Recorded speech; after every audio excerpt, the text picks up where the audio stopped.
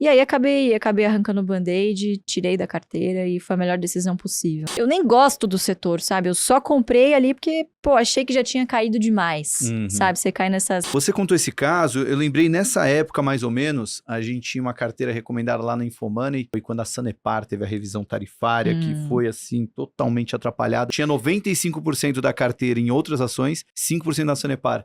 Quando eu arranquei...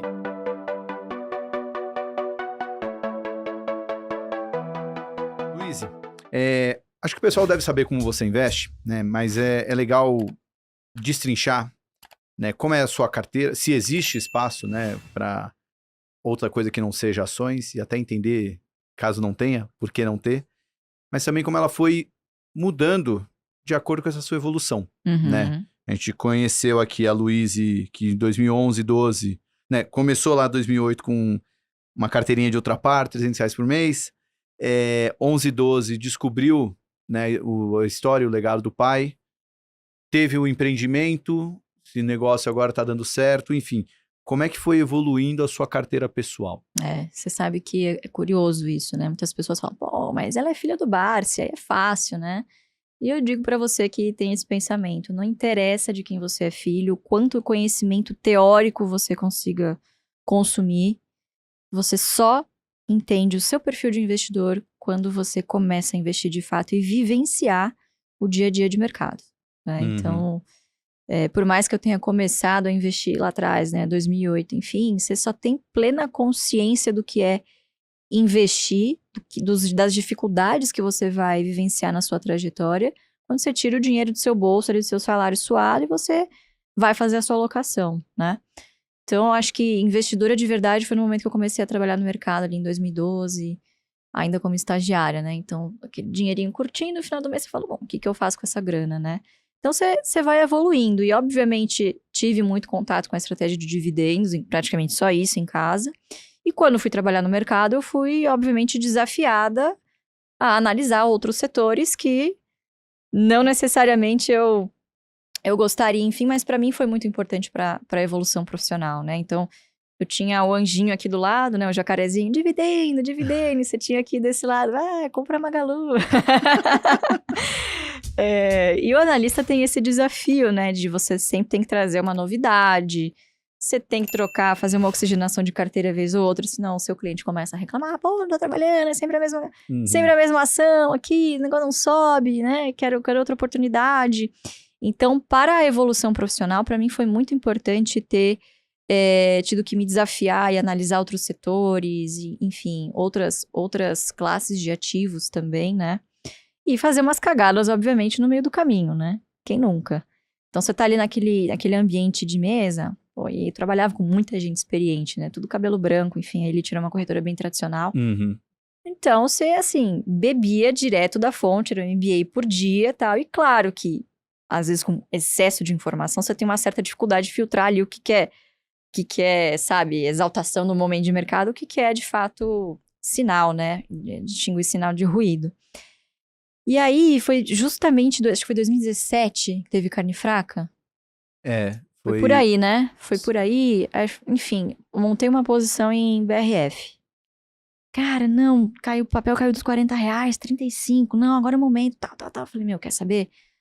É um dos poucos setores que eu não tô impedida. Fui lá, montei uma posiçãozinha. Ela era grande, mas pra mim na época era relevante. E aí foi assim, uma sucessão de... Nossa, que momento difícil pro setor, né? Então, Wesley Day, depois carne fraca. E o papel caindo. E eu fazendo preço médio. Preço médio é Médio. maravilhoso.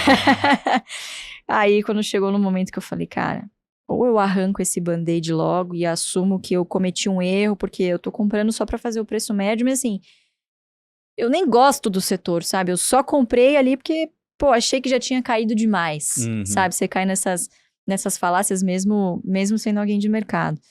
E aí, acabei arrancando o band-aid, tirei da carteira e foi a melhor decisão possível, né? Realmente, assim, pô, segue a sua estratégia que é devagar e sempre, né? Às vezes, quando a gente se desvia do caminho e tenta dar essas porradas, é quando as maiores decepções acontecem, né? Então, fui como é que eu vou dizer assim? O mercado foi testando a minha fé na estratégia e todas as vezes que eu passava, eu cometia um erro, eu chegava à mesma conclusão. Cara, meu pai tem razão. O caminho é esse daqui. Para de tentar inventar a roda, né? Que a gente tava brincando no começo, né? Nos bastidores, a gente quando faz economia, cara, se forma achando que é Deus. Aí você tira o CNPq e você tem certeza absoluta que você tem o poder de prever o futuro com muita certeza, né? E aí você chega na realidade e vê que é um pouquinho diferente, né? É muito louco isso, porque só sentindo na pele para aprender, né? Acho só que muita sentindo gente na vai pele. ouvir isso aqui e não vai conseguir absorver tão bem quanto perder na pele. Por isso que eu ouço tanta gente falar, pô, mas fulano tá falando aquilo lá na internet, e aí a pessoa vai, segue, perde um dinheirão. É.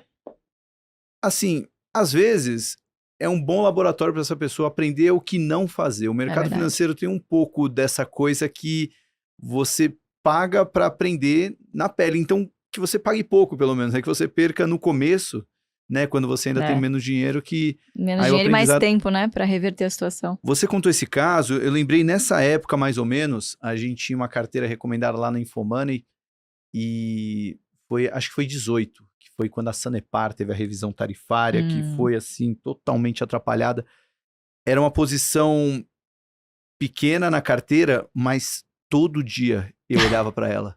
E todo dia, assim, eu tinha 95% da carteira em outras ações, 5% na Sanepar. E eu percebi que eu gastava metade do meu tempo olhando a Sanepar, analisando a Sanepar, conversando sobre a Sanepar para saber se eu vendia, se eu comprava. Eu falei, peraí, é aquela coisa de...